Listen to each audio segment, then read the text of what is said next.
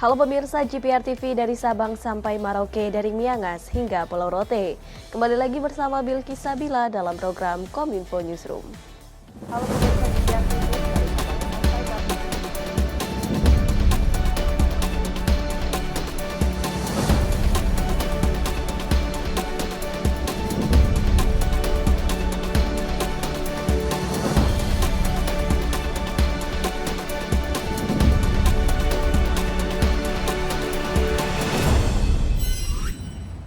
Pemirsa, inilah Kominfo Newsroom selengkapnya. Presiden Republik Indonesia Joko Widodo menghadiri kegiatan syukuran hasil bumi masyarakat perhutanan sosial di Kabupaten Batang, Jawa Tengah. Presiden mengimbau agar masyarakat memanfaatkan lahan perhutanan sosial untuk ditanam tanaman pangan pokok. Selain itu, Presiden juga menginstruksikan jajarannya untuk memfasilitasi sarana dan prasarana bagi para petani Indonesia, termasuk distribusi SK lahan.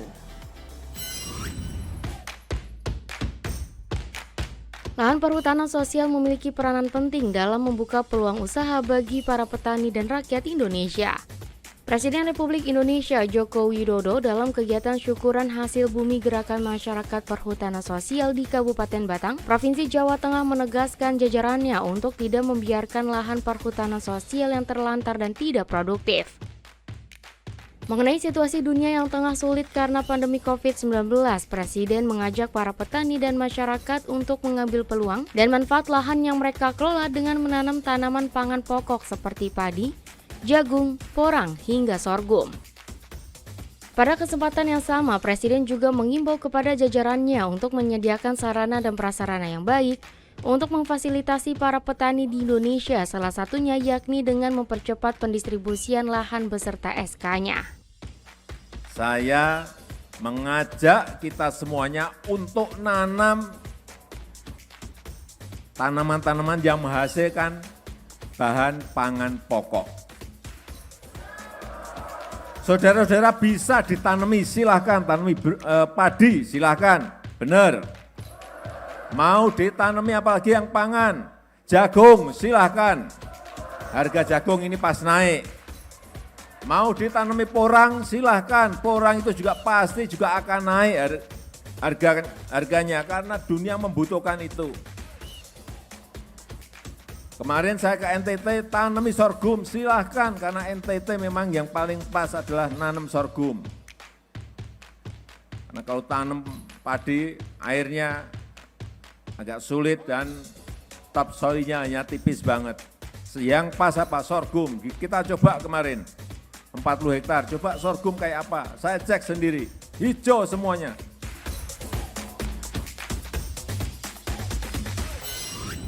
Menteri Luar Negeri Republik Indonesia Retno Marsudi kembali memimpin pertemuan virtual COVAX AMC Engagement Group yang digelar secara virtual pada 8 Juni 2022. Dalam pertemuan ini, Menlu Retno menyoroti kesenjangan vaksinasi COVID-19 yang masih terjadi di negara berpendapatan rendah. Menteri Luar Negeri Retno Marsudi kembali memimpin pertemuan COVAX, Advanced Market Commitment Engagement Group atau AMCEG bersama Menteri Pembangunan Internasional Kanada dan Menteri Kesehatan Ethiopia secara virtual pada Rabu 8 Juni kemarin.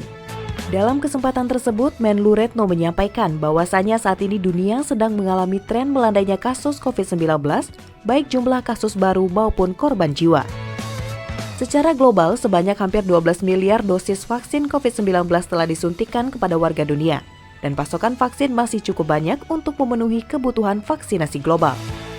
Keberhasilan menurunkan kasus harian COVID-19 tidak lepas dari peran COVAX. COVAX menjadi bukti kerjasama multilateral bisa menyelesaikan masalah COVID-19.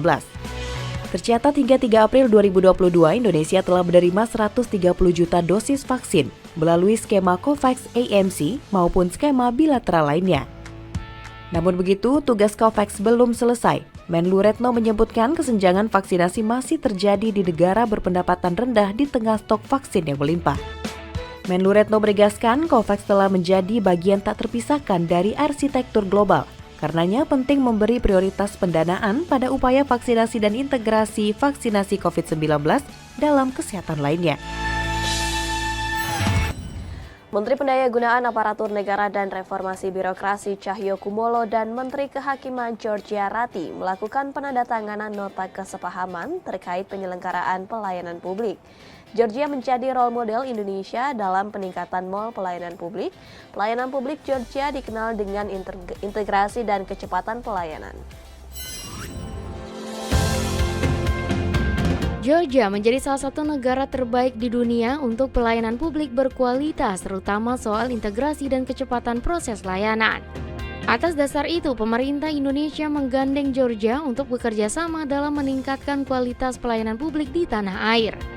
Menteri Pendayagunaan Aparatur Negara dan Reformasi Birokrasi Cahyokumolo dan Menteri Kehakiman Georgia Rati Brigesh melakukan penandatanganan nota kesepahaman terkait penyelenggaraan pelayanan publik di Tbilisi, Georgia.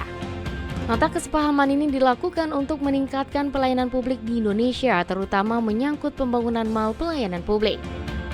Konsep mall pelayanan publik mengadopsi dari Public Service Hall milik Georgia yang menyajikan pelayanan publik terintegrasi, cepat, dan mudah. Kami datang melakukan MOU, kami mengambil beberapa model-model pelayanan publik yang mobile, yang cepat, terintegrasi kepada seluruh masyarakat yang ada di Georgia yang coba kami kembangkan di Indonesia. Dalam kesempatan tersebut, Menteri Cahyo berharap kerjasama ini terus berlanjut serta turut mengundang Menteri Kehakiman Georgia berkunjung ke Indonesia untuk melihat mall pelayanan publik di Indonesia. Dan nanti Yang Mulia Menteri Kehakiman akan juga berkunjung ke Indonesia untuk bisa melihat secara langsung kerjasama antara Georgia dan Indonesia, khususnya menyangkut pelayanan publik. Sementara itu pemirsa, Ditjen Imigrasi Kementerian Hukum dan HAM Republik Indonesia segera memulangkan tersangka MT, pria asal Jepang terkait dengan kasus dugaan korupsi dana bantuan sosial COVID-19. Pihak Kedutaan Besar Jepang juga menyatakan bahwa paspor MT telah dibatalkan dan meminta bantuan Ditjen Imigrasi Indonesia untuk menangkap yang bersangkutan.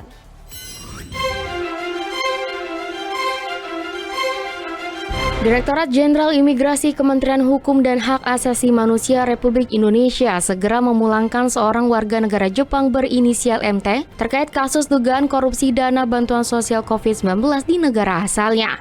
Ditjen Imigrasi akan melakukan pemulangan secepatnya setelah berkoordinasi dengan Kedutaan Besar Jepang.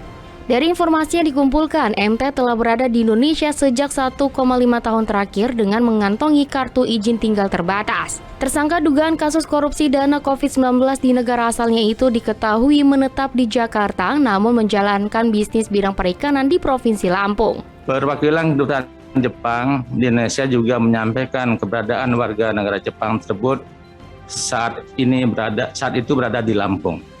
Kami Direktorat Jenderal Imigrasi langsung menugaskan Kepala Divisi Keimigrasian Lampung untuk segera mencari warga negara Jepang tersebut. Pada hari Selasa, tanggal 7 Juni tahun 2022, tepatnya pukul 22.30 WIB, kami mendapatkan laporan bahwa warga negara Jepang yang sedang dicari tersebut diamankan oleh jajaran Divisi Keimigrasian Lampung bersama Polsek Tegalrejo untuk dibawa ke Jakarta ke Direktorat Jenderal Imigrasi.